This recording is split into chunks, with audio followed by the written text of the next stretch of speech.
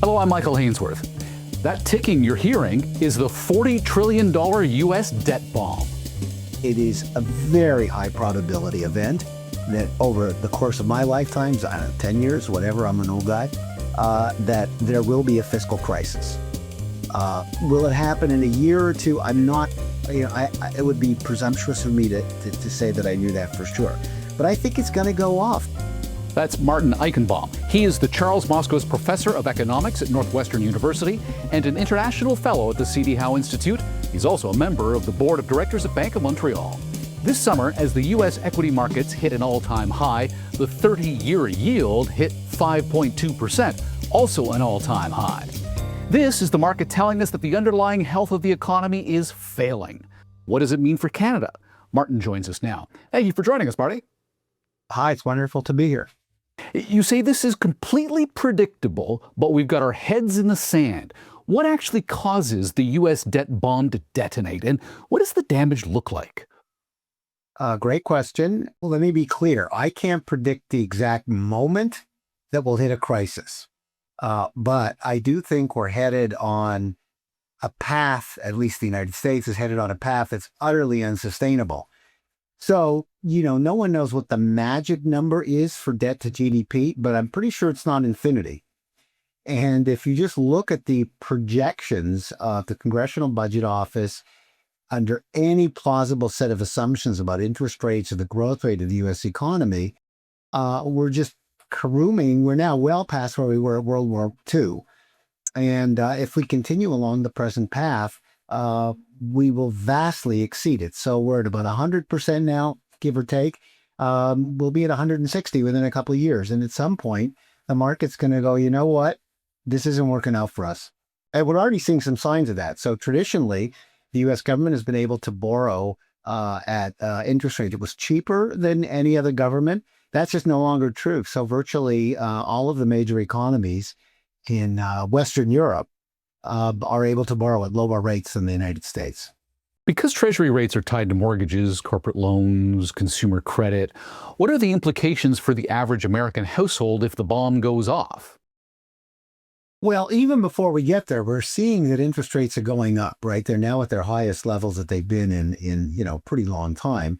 And that translates into higher mortgage rates, higher car loan rates, and higher rates that corporations have to borrow at. And that means less investment. Now, it's true, there's a balancing act here with AI, where there's a lot of investment going on, and that's good. But it's squeezing out a lot of other kinds of investment. And the higher those rates go up, the more pressure there is on all kinds of investment. And ultimately, that affects how the economy's doing and whether you keep your job and things of that nature. Since you mentioned artificial intelligence, in our previous episode, we had a conversation with former Bank of Canada Governor David Dodge, who suggested that the incredible amount of money running into the investment into artificial intelligence requires us to raise the overnight lending rate to cool the heat from AI. Because we're generating excess demand at the moment in the economy without the productivity that goes with it initially. But the productivity we hope will come in the future, which will allow for lower interest rates. But at the moment, we're generating a lot of excess demand in the economy, and that quite reasonably calls for higher rates to try and manage that demand. Do you concur? I think that's a complicated call. So let me say this about AI, which is anybody who confidently tells you they know what AI will do to the growth rate of productivity, or, how well we're going to be off in, say, 5 or 10 years, really is guessing. There's just no way to know. There is a chance that the growth rate of productivity will take off, and all the hype that you hear is true. I myself don't believe it. I think it will be modestly helpful, but not enough to overheat the Canadian economy, which is in no danger of overheating now. And similarly for the U.S., I don't see any dangers that we're overheating. If there's a bust, there will be dangers of a different kind. So I think long-term rates are going up just because there's a lot of pressure on a lot of people who want to borrow a lot of money. And then there's a question of, if you don't adjust the short rate, how much of a difference between you want short rates and long rates. And in the end, the Fed and the Bank of Canada can't let the long rate go crazy relative to the short rate, so they'll have to raise the short rate. I'm still trying to divine from you what triggers the bomb going off. As we've talked about, mortgages, corporate loans, consumer credit will become more costly as interest rates continue to climb or so. But that also pulls strength out of the economy and slows it down. Yep. Is it the U.S. economy sliding back into recession that reminds the world that this is not an infinite opportunity? I think the world already knows. Right? So just look at long-term interest rates now on U.S. Treasury bill rates. They're going up. When does a slow accident become a catastrophe? Well, if you look at other countries that have had fiscal crises, it is very, very hard to know exactly when it's going to happen, but it's very, very easy to know that it's going to happen. When you spend well beyond your means, even for a country as large as the United States, at some point, bond people don't believe that the U.S. is going to be able to pay off its debt. Then that slow evolving problem becomes a catastrophe, and you'll get a very sharp increase in yields. And I don't think there's a darn thing that the Fed or Treasury can do about it. Besson tried to intervene in bond markets, and guess what? It didn't work. Right. The U.S. Treasury announces an expanded buyback program. The yields initially fell, and then they rebounded. So what does that reaction tell us about the Treasury's ability to bring down long-term borrowing costs? It tells me they can't do it, period. What the only thing that they could have done traditionally is what we call financial repression, which is making people, financial institutions, etc., hold bonds that they don't really want to. So you could change regulations, things of that nature, and say banks must hold more treasuries. That's repression. And, if you repress it enough, then, they could probably stabilize things for a while. But this is a big tsunami coming. It's a big tsunami coming. And frankly, I don't think there's anything, certainly not the kind of orderly intervention that Treasury Secretary Besson engaged in last week. It's like throwing a pebble in an ocean.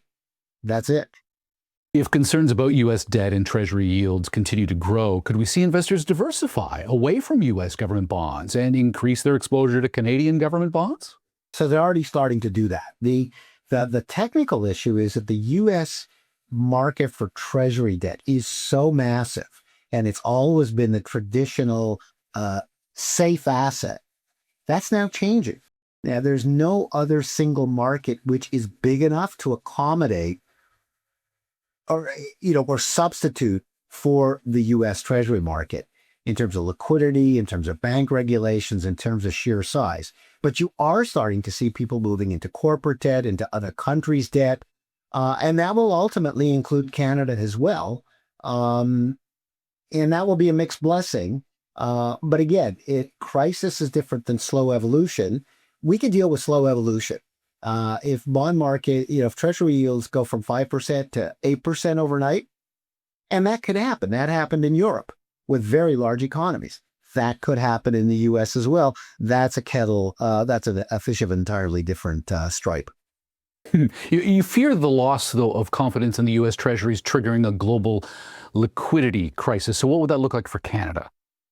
Well, I think the consequences of that crisis for Canada would be very severe. So first and foremost, that kind of a crisis would cause a very sharp slowdown in the United States itself, in their growth.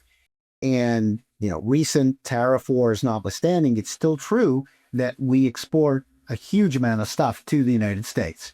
So that demand will be far less, and our exports will fall in and of themselves.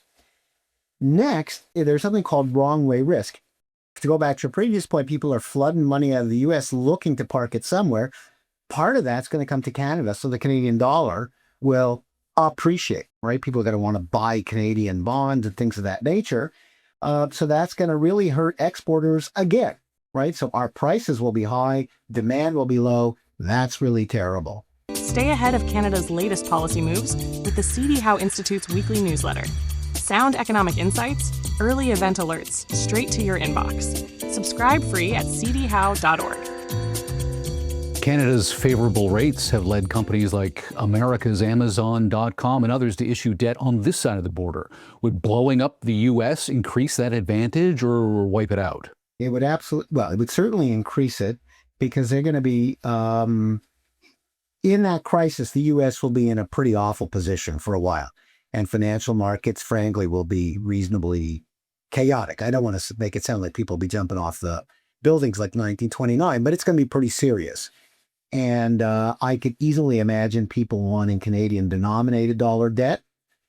And there will be, lots of chaos going on in the U.S. if that happened. And so they might be seeking more stable environments like Canada to put part of their investments. So in that narrow sense, Canada would benefit. So then let's expand upon that. Banks, pension funds, insurers, they all treat the long bond as a safe haven. Yep. So you're advising them to stress test their portfolios against this severe U.S. sovereign stress scenario. How should that test go? Well, so the way bank stress tests operate now is the Bank of Canada, or OSFI, actually more accurately OSFI in Canada, will say, gee, guys, what happens under this scenario? What happens to your loans? What happens to your liabilities, et cetera, et cetera? Tell us, do you have enough equity, capital, to be solvent, to continue operations? So of the many scenarios that OSFI sends to the banks, one of them ought to include, as awful as it sounds, what happens if there is a fiscal crisis in the United States and long-term U.S. government bonds jump from 5%, now pick how bad you want to make it, 6%, 7%, 8%. What do you anticipate will happen? What will your capital position look like? How many of your customers will go broke? Will you survive? When we talk about ratcheting up the stress tests on banks, that creates a lot of anxiety. Yep. Do you think we ought to begin this process now? I think we ought to begin it very cautiously. Many stress tests that we do now, we view as possibilities, not necessarily probabilities, right? And it just encourages banks and decision makers to think about things that they might otherwise push to the side, right? One of the things, my own experience is that executives are very busy and there is limited CPU. There's only so much stuff they can think about.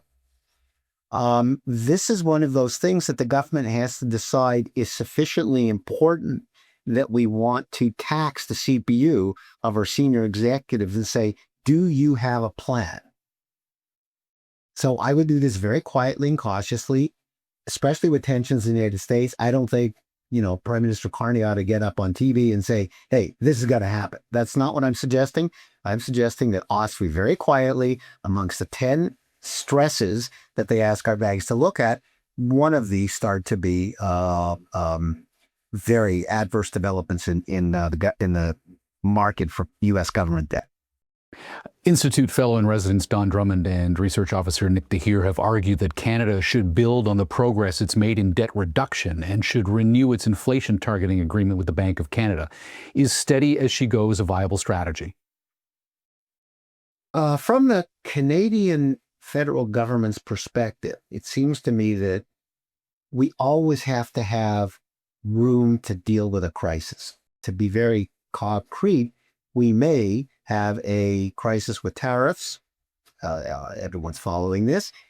And the Canadian government is reaching out, potentially, I believe the Prime Minister will be more concrete very soon, about ways in which we can help Canadians that are adversely affected. Now, to do that, he's going to have to borrow money, right? I mean, because we're not going to raise taxes, I presume, to do that. We're going to have to borrow.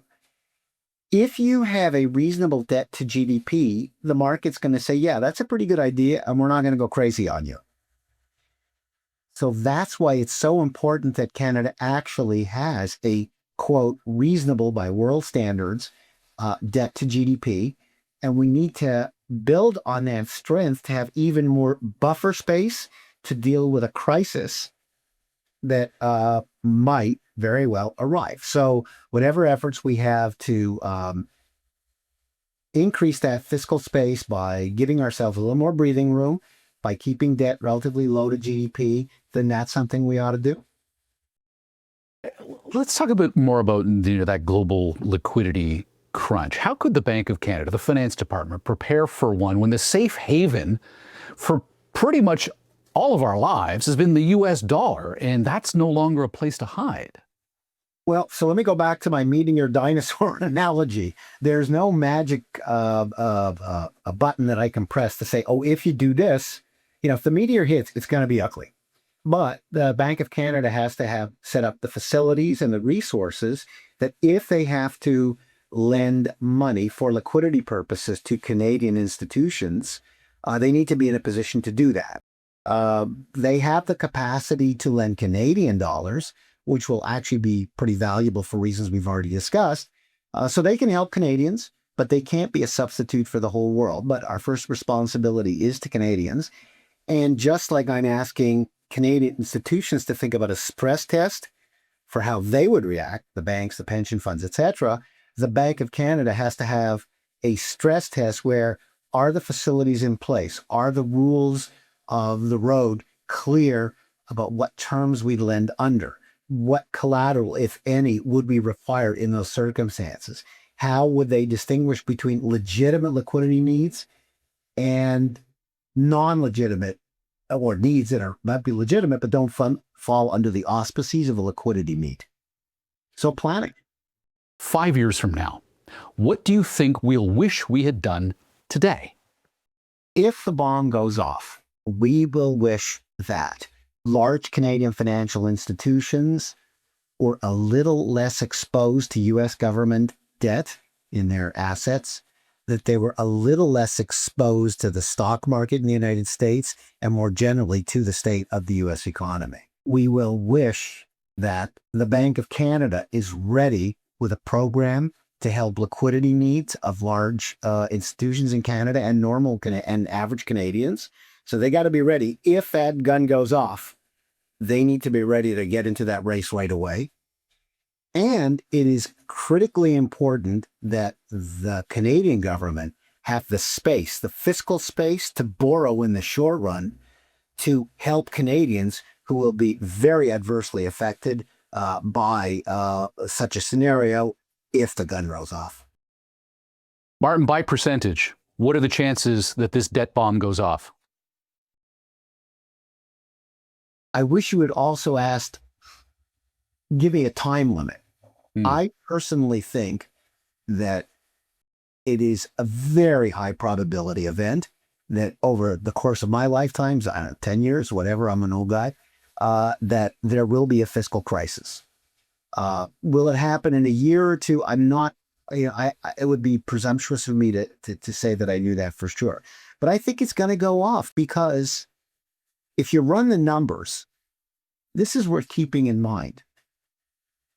If you don't raise taxes, you have to bear in mind that 85% of what the U.S. government spends on is on defense, interest on existing debt, Social Security, Medicare, Medicaid, and I don't see any president with the foresight or the ability to cut back those items sufficiently to get us on track. The only way to do that, as far as I can tell, is to raise taxes in the United States, which are below the median OECD country. And frankly, given the politics in the United States, I don't see that happening either. Martin, I understand now why they refer to economists as the dismal scientists. Thank you for your time and your insight, I think. By the way, I'm kind of fun sometimes, just not today. Martin Eichenbaum is the Charles Moskos Professor of Economics at Northwestern University and an international fellow at the C.D. Howe Institute. Read his comedy. Whoa, ouch. Read his commentary. Read his intelligence memo at cdhowe.org. I'm Michael Hainsworth. Thanks for joining us.